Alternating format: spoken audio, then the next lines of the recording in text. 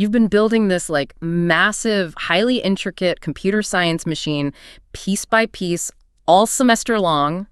And now you have to prove you understand exactly how the entire engine spins together. Yeah, which is terrifying. It really is. That is the sheer, unadulterated terror of a cumulative CS330 final exam. But today, we are handing you the ultimate blueprint to beat it. We are helping you, the listener, build a foolproof battle plan for your programming language's final. It's the ultimate synthesis, really. I mean, the individual pieces you've studied, like scanning, parsing, the different language paradigms, they all might make sense in isolation. But the anxiety comes from connecting them. Right, exactly. We need to step back and look at the whole system. So to set the parameters for our strategy session today, the exam is technically cumulative. It covers, chapters 1 through 11. But the lion's share of the focus, the real heavy lifting, is going to be on the material you covered after the midterm. And that post-midterm pivot is crucial. That's where the course moved beyond the familiar territory of traditional step-by-step imperative programming. Yeah, you started bending your brain around completely different ways of modeling computational problems. Exactly. We have a pretty clear roadmap for this deep dive. First, we're going to connect the theoretical dots of how any compiler actually works. We'll reference the B minor compiler toolchain you've been building. Which is a great anchor point. Right. Then we are going to look at the massive paradigm shift into functional programming. And finally, we'll unpack the entirely separate logic of declarative programming. And the goal here isn't just to memorize a glossary of terms from some slide deck. No, definitely not. We need to understand the why behind language design. Like, why did computer scientists invent these different paradigms in the first place? Because if you understand the underlying friction that caused these languages to evolve, you can confidently walk into the Linux lab and handle whatever the exam throws at you. Well said. So let's start with the baseline mechanism. Before we look at wild paradigms like functional or declarative, we have to solidify how we process any programming language. Right, and the best way to do that is by looking at the Unix compiler toolchain. I mean, how do we take a text file full of just human-readable characters and turn it into executable machine code?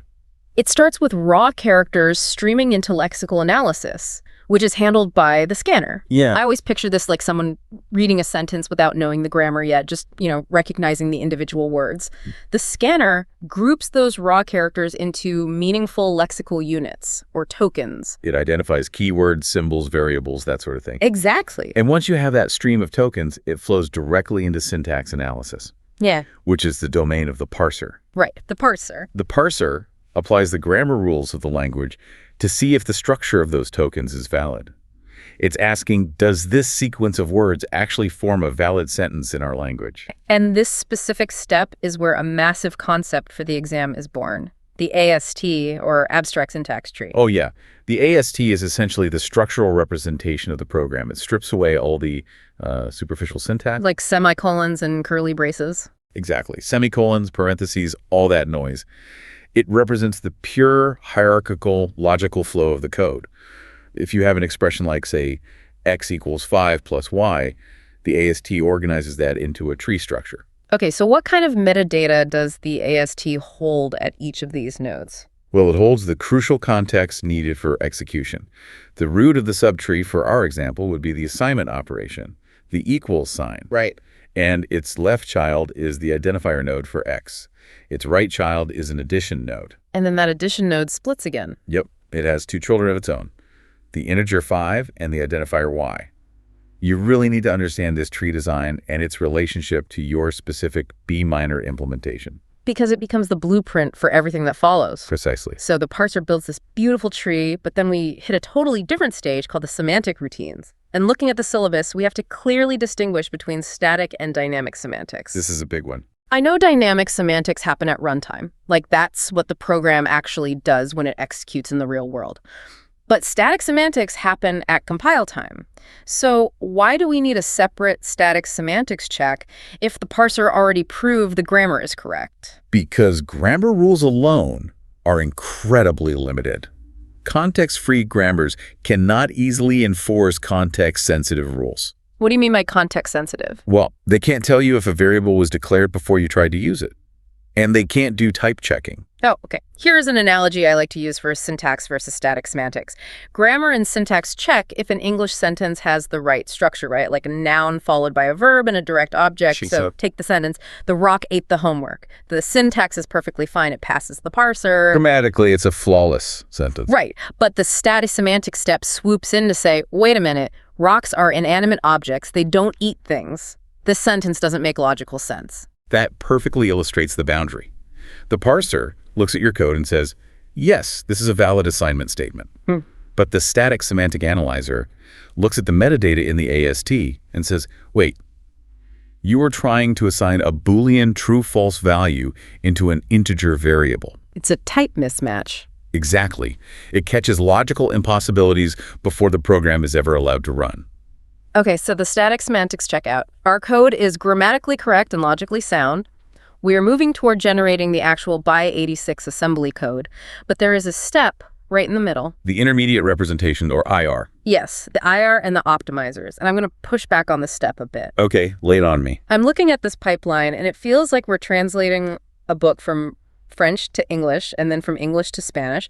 Why not just go straight from French to Spanish? That's a fair question. Like, why wouldn't we just go straight from the AST to the assembly code? Doesn't building an entire intermediate representation just slow the compiler down? That is a very common intuition. But if we look at the reality of hardware performance, jumping straight from the AST to machine code produces terribly inefficient software. Really? Why? Because the AST is still very closely tied to the high-level concepts of the source code. Assembly code, on the other hand, is intimately tied to the specific physical hardware, the exact registers and memory addresses of the CPU. So a direct translation is too literal. Precisely. If you translate directly, you're basically doing a word-for-word mechanical translation. You miss the broader context needed to make the code run fast. The IR acts as a universal middle ground. Okay. It's a lower-level language than your source code, but much higher than specific machine code. By translating to IR first, the compiler normalizes the program. This actually radically speeds up the optimizer. Oh, because the optimizer only has to understand one universal IR format rather than a dozen different source languages or hardware targets. Exactly. The optimizer analyzes the IR to remove dead code that will never execute, streamline clunky loops, and figure out how to allocate CPU registers with maximum efficiency. And only after the IR is heavily optimized does the final stage code generation translate it into by86 assembly. Right. You must be able to articulate why this bridge exists for the exam. Got it. So that imperative compiler pipeline works great for those step-by-step control flow instructions. But what happens when managing all those manual memory steps becomes a massive, error-prone headache? That exact friction is what drove the evolution into our second focus area. Functional programming. We are breaking the von Neumann habit. This is a profound shift in computer science history. Imperative languages like C, Java, or B minor are deeply influenced by the von Neumann hardware architecture. Right, the von Neumann bottleneck. That's a famous problem where the CPU computes incredibly fast, but it constantly has to sit idle, waiting for data to be moved back and forth from the slower main memory. Exactly. When you write imperative code, you are manually micromanaging that bottleneck. You are constantly mutating variables and changing the physical state of the machine step by step. But functional programming throws that physical architecture out the window. It shifts the focus entirely toward mathematical expressions and formal proofs. We just stopped caring about memory addresses entirely. Which is wild to think about. And the history here is vital context.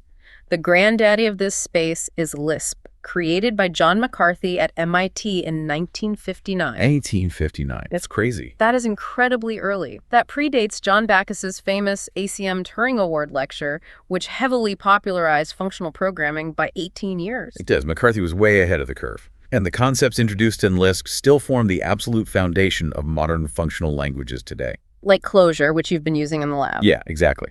The exam expects you to understand the underlying mechanisms of several core functional concepts. Let's run through them. I'm looking at the syllabus, and pure functions seem to be the absolute cornerstone. But if a pure function is totally isolated, why is that so valuable to a programmer? Well, imagine trying to track down a bug in a massive 10,000-line code base. You call the simple function to calculate a tax rate, but you realize that function is secretly altering a user profile variable in an entirely different file. Oh, that sounds like a nightmare. It is. That hidden interaction is called a side effect, and it causes endless debugging nightmares. A pure function eliminates this entirely. It has two strict rules. Okay, what are they? First, its output is determined exclusively by its input values, no hidden state. Second, it has zero side effects. It doesn't mutate any external variables. It doesn't write to a database. It doesn't change anything in the outside world. So what goes in and what comes out is the entire transaction. Exactly. Okay, but if a function is perfectly isolated like that, what happens when it actually needs to remember something from outside its immediate scope? Is that where a closure comes in? That is exactly what a closure solves. A closure is a function bundled together with its lexical environment. Like a backpack? Yeah, think of it like a backpack the function wears. Even if that function is passed around and executed way outside the scope where it was originally defined, it still carries that backpack. So it remembers and can access the variables from its original birthplace. Right. Very cool. We also have functional composition and lambda functions. Functional composition is simply taking the output of one function and piping it directly in as the input to another function. It creates a brand new composite function. And lambdas? Lambda functions are anonymous functions. They are quick, throwaway operations defined without ever giving them an identifier or a name. Usually write them right in line. Right. Yeah. Just to pass them as arguments to other functions. Exactly. Which perfectly leads into list processing operations because lambdas are used constantly here. The exam focuses heavily on three specific operations: apply to all, filter, and reduce. And in many modern languages, apply to all is simply called map. But the mechanism is the same. I always visualize functional list operations like a highly efficient factory assembly line. Oh, I like that. Yeah, so in imperative programming, a worker walks around a factory floor, modifying a single car chassis over and over, mutating its state. But in functional programming, the raw materials flow down a conveyor belt and pass through specialized machines. Okay, tracking. You have an apply machine that paints every single part blue. You have a filter machine that scans and removes any part that is too small. And you have a reduce machine that bolts all the remaining parts together into one final engine block. That's a great visual. And the crucial mechanism here is that the original raw materials at the start of the belt are never altered. A brand new list is created at each step, strictly adhering to the rule of pure functions. That analogy captures the data flow perfectly. Apply to all transforms every element.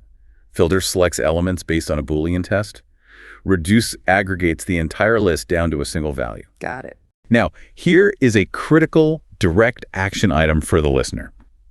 You must be prepared to write and curry a closure function on this exam. Currying. Let's make sure we unpack the mechanics of that. What exactly is it? Currying is a technique of breaking down a function that normally takes multiple arguments into a series of nested functions that each take exactly one argument. So if I have a function that calculates the volume of a box by multiplying length, width, and height, instead of taking all three numbers at once, a curried version takes the length and returns a totally new function. Right. That new function takes the width and returns another new function. And that final function takes the height and returns the final volume. That is the exact mechanism. But why do we do this? Because it allows for partial application. Mm-hmm. You might know the length and width of the box right now, but you won't know the height until a user inputs it later. Oh, I see. Currying lets you lock in the first two arguments early, save the resulting function, and pass it around your program until you are ready to supply the final piece of data.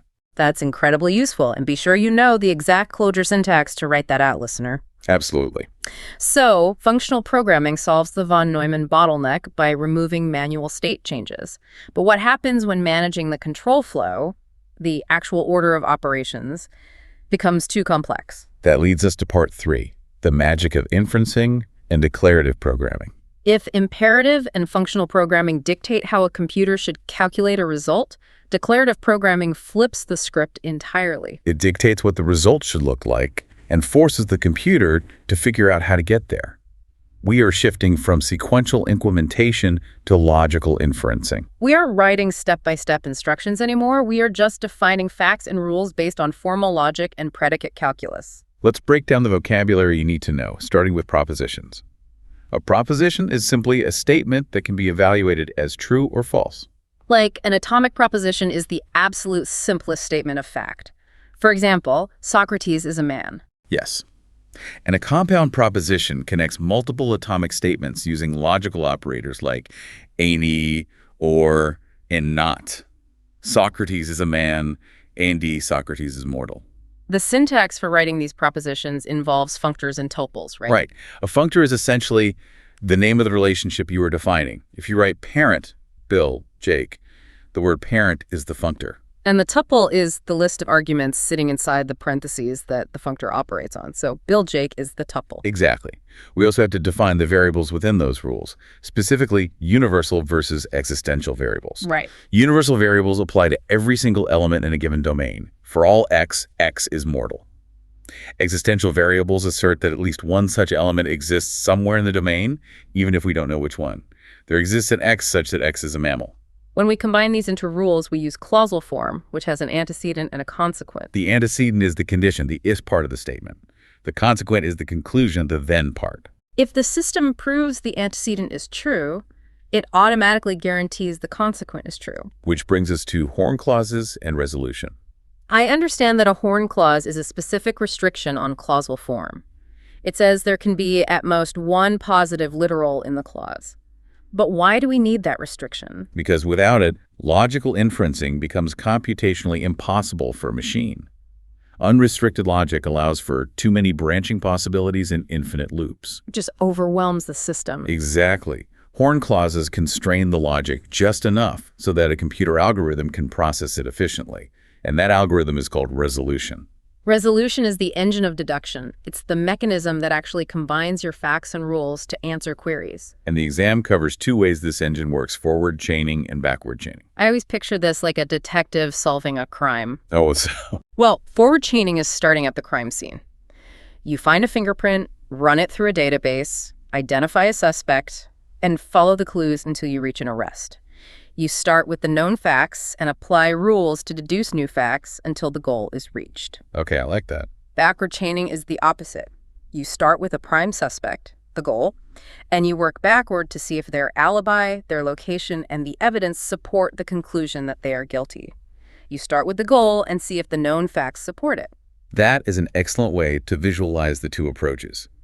The resolution engine uses these techniques to navigate the database of truth you've built. And you have to understand the boundaries of that database, which is the open versus closed world assumption. Right. A closed world assumption means that if the system cannot actively prove a statement to be true based on the facts it has, it automatically assumes the statement is false. Whereas an open world assumption is much more flexible. It simply concludes that the statement is unknown. In the lab, you implemented all this declarative logic using OWL, the web ontology language, which is heavily used for the semantic web. But I have to play the skeptic again here. Go for it. If I just feed the computer a giant list of facts and rules using OWL, but I give it absolutely zero instructions on what to actually do with them, how does the code execute? It honestly sounds like magic. It isn't magic, though it really feels like it the first time you see it work. The execution comes entirely from the resolution engine doing the heavy lifting behind the scenes. Oh, okay. When you write declarative code, you are no longer writing an executable process. You are writing a knowledge graph. So the engine is navigating that graph. Exactly. The compiler, or more accurately, the logic interpreter, contains a highly optimized pre-written algorithm for traversing that specific graph. By chaining facts and rules together, the engine deduces the implications on its own. That's incredible. The paradigm shift here is about the programmer's responsibility. You are no longer responsible for the control flow. You are only responsible for the absolute accuracy of your logic. If your logic is sound, the engine will find the answer. Wow. Well, that covers the core paradigms. But looking at the final exam topics list, there is a potpourri of lingering concepts from the broader semester that remain fair game. Yeah, we need to tie them into this broader language design discussion. Let's look at scoping. You definitely need to know the ramifications of static versus dynamic scoping. Static scoping, which is also called lexical scoping, means the scope of a variable is strictly determined by where it is physically written in the source code. You can literally look at the text on the screen, trace the nested brackets, and know exactly which variable is being referenced. Whereas dynamic scoping means the scope is determined by the call stack at runtime. It searches back through the sequence of active function calls to find the most recent declaration of that variable. Why is dynamic scoping so rare in modern languages? Like almost nobody uses it.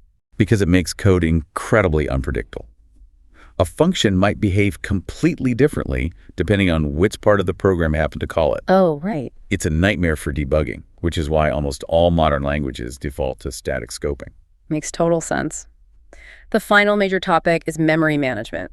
We need to understand pointers conceptually, even if we aren't writing deep C code for this specific test. You need to understand the mechanics of memory failure. Yeah. Specifically, memory leaks versus dangling pointers. A memory leak occurs when your program allocates space on the heap, uses it, but forgets to tell the system to free it. Right, that memory just sits there indefinitely, locked up, slowly consuming the system's resources until the entire program crashes from starvation. And a dangling pointer is almost the exact opposite problem, right? Yes, you successfully free the memory block, but you leave a pointer variable still looking at that physical memory address. So if the system reassigns that address to a new application, your old pointer might start reading or corrupting someone else's data. Exactly. Dealing with these errors is why heap management is such a critical part of language design. The system has to constantly handle memory fragmentation as different size blocks are allocated and freed. Leaving Swiss cheese holes in the memory space. Perfect description.